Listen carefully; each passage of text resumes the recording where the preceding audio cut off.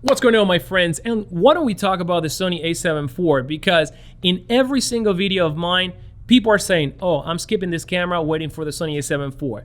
So I decided to put this video together because even though we haven't heard much from the last rumor, and we covered 2-3 videos, I believe, last year, we have seen a lot of cameras, being announced and released by Sony. So we have a pretty good idea of what the Sony A7 IV is going to be about. So if you want to find out, sit tight. All the information right after the intro.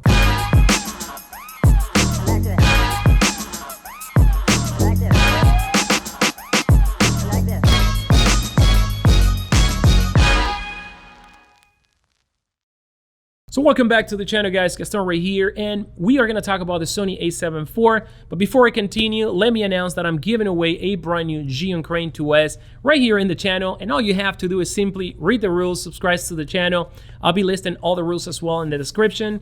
So the announcement is going to happen April 5th, and good luck to all of you guys. All right, the Sony A7 IV, probably one of the hottest topics after the Sony A7S III. But guess what? The Sony A7 III is already a camera that you can purchase. And this camera in particular is painting the picture for the Sony A7 IV. Because before the announcement of the Sony A7S III, there were already announcements about the Sony A7 IV, and a lot of people were saying that we were going to see a lot of the high-end features that we see in the Sony A7S III in the Sony A7 IV. That's not going to be the case, guys, because Sony's going to want to keep contrast. Now, let's talk about the first one, the sensor. A lot of people were saying that Sony may want to actually bring in this camera, high resolution sensor, somewhere in the 30-32 megapixel neighborhood. While this is a possibility, I think that Sony is want to keep this camera cheap and create a lot of contrast in terms of feature and price versus the much more expensive camera. So I think that Sony may actually keep the same 24 megapixel sensor for several reasons. A, they already have that sensor. They don't have to introduce new technology. And usually when they do that, that entails more money.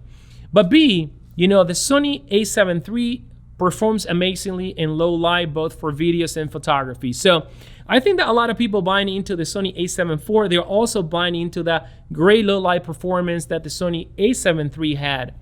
And one of the things that people want to see in this camera is 10-bit capabilities. Now, before the Sony A7S III was announced, a lot of people were saying that the camera was going to do, the Sony A7 IV was going to do 4K video up to 120 frames per second. But now we know that, Sony is actually adding that feature to much more expensive cameras like the Sony A7S III and the Sony FX3. But I don't think we're going to see that, guys. I think that Sony is going to cap this camera at 4K up to 60p. Yes, we're going to have 10-bit 4:2, and we may see the high frame rate options, in Full HD, 120 or even 180 frames per second. And I think for a camera that's going to be $1,000 cheaper than the Sony A7S III, a lot of people are going to be pleased with that. Now, when it comes to IBIS, yes, we're going to have the same IBIS that we see on all the Sony cameras. And there was a debate that this camera may have active image stabilization. Now, I wanted to think that Sony's not going to cripple that because it's kind of like software only.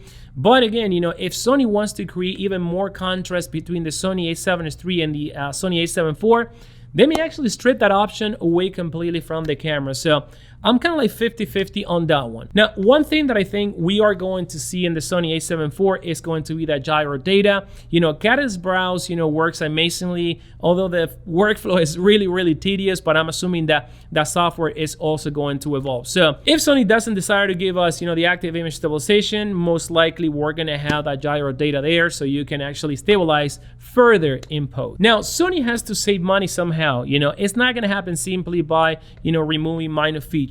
They're going to also, put cheaper hardware, and I think that one noticeable area is going to be the EVF of this camera. Now, the EVF of the Sony A7 III is probably the worst EVF in any of the full-frame cameras from Sony, but chances are that they're going to want to roll out with the same EVF because we're not going to see the 9.64 million dots EVF that we have in the much more expensive camera.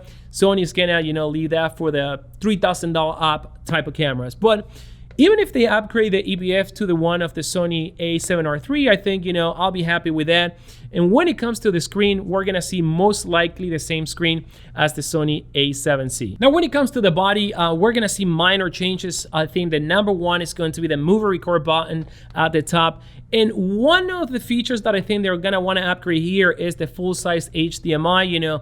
we are in 2021, video is the thing, and it's becoming more and more and more important than photography if it's not already there, you know, and people want a secure way of connecting a cable, you know, to an external monitor or recorder. So that would make a lot of sense for Sony and would actually put him, you know, in front of a lot of other companies that's still rolling with a tiny micro HDMI or the mini HDMI option. Now let's talk about codecs, because when it comes to codecs, I think we're gonna see the same codecs of the Sony A7 III plus the same version of those codecs in 10-bit 422. We're not gonna have all the options and high quality options that we can find in the Sony A7S III, because yet again, that will be putting the camera too much in competition with the Sony A7SIII and the FX3. Now let's talk about the price of the camera. And in my opinion, I think the camera is gonna have about $24.99, $98, something like that, around $2,500.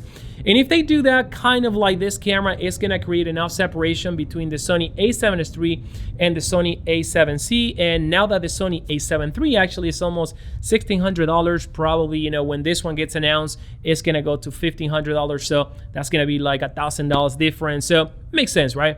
Now, expecting this camera to have the latest technology when it comes to autofocus, processor, we may see an upgraded version of the processor. Maybe they may use something a little bit faster, like the one they're using in the Sony A7C. If I'm not mistaken, it's the same processor used in the Sony A7R4, so we're gonna have the real-time tracking, something that we don't have that right now in 4K in the Sony A7 III. So guys, what are the features you think Sony is going to be adding or taking away from the Sony A7 IV? Let me know in the comments down below, and as always, subscribe to the channel for more content like this one. I'll see you in the next video.